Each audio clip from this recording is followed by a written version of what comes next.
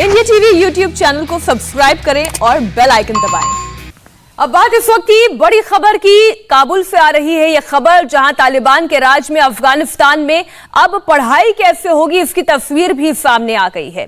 आज काबुल में इब्न सिना यूनिवर्सिटी का पहला ही दिन था और क्लासरूम जब लगी तो क्लासरूम के अंदर की तस्वीर हैरान करने वाली थी। जी हां, भीतर क्लासरूम में ही एक पर्दा लगा हुआ था। आप देखिए जरा इस तस्वीर को। एक तरफ लड़के जो स्टूडेंट्स हैं वो बैठे हुए हैं, दूसरी तरफ लड़की जो जितनी विद्यार्थी हैं वो बैठी हुई हैं। सबने बुर्का पहना हुआ है, हिजाब लगाया हुआ है और बीच में ये पर्दा है। इंडिया टीवी पर ये एक्सक्लूसिव तस्वीर आप देख रहे हैं।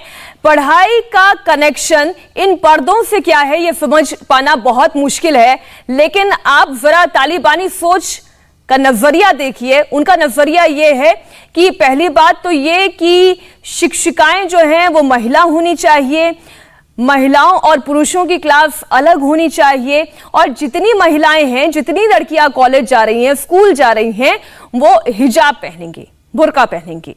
तो ये तस्वीरें आप देख लीजिए।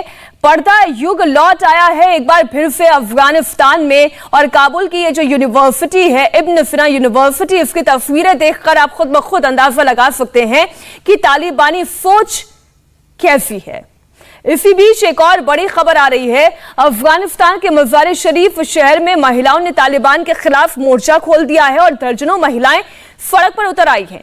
तालिबान के खिलाफ विरोध प्रदर्शन कर रही हैं। महिलाएं हाथ में पोस्टर लेकर सड़क पर नारेबाजी कर रही हैं।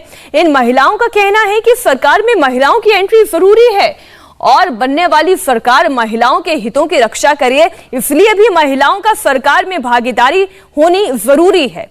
और यही वजह है कि अब महिलाएं भी सड़कों पर उतर रही हैं और सड़कों पर उतरने के बाद हाथों में जो ये पोस्टर है, इन पोस्टर्स को हम वैसे तो नहीं पढ़ के आपको सुना सकते, लेकिन इसका मजमून क्या है वो जरूर हम आपको बता सकते हैं। इसका सार यही है कि ये महिलाएं मांग कर रही हैं और कि सरकार में पहले तो उनकी एंट्री होनी चाहिए, उनकी भागीदारी होनी चाहिए और महिलाओं के हितों की रक्षा तभी होगी जब तालिबानी सरकार में भी महिलाओं की भागीदारी होगी।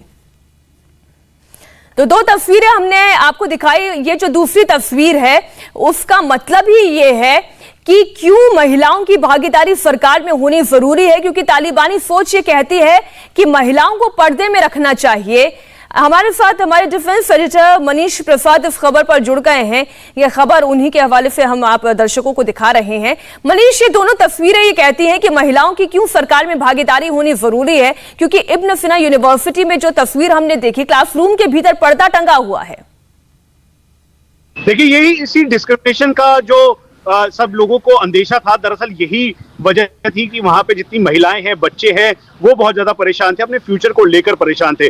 करीबन 70% वो जनरेशन है जो कि 20 से 30 साल की उम्र में अफगानिस्तान में है और उन्हीं को सबसे ज्यादा इसका असर हुआ है।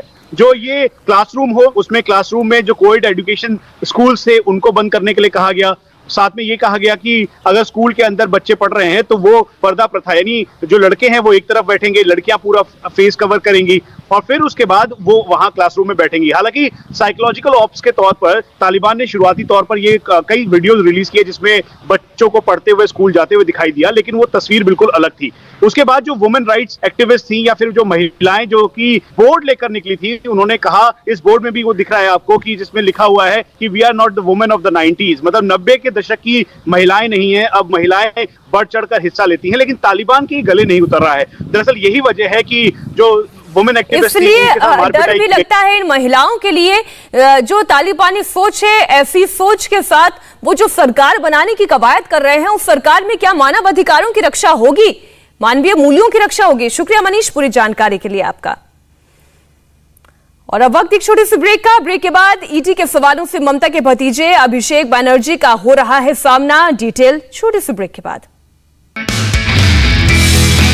नमस्ते, मैं हूं मीनाक्षी जोशी। वीडियो और खबरों से अपडेट रहने के लिए India TV YouTube channel subscribe करें, बेल आइकन दबाना ना भूलें। जुड़े रहें इंडिया टीवी के साथ।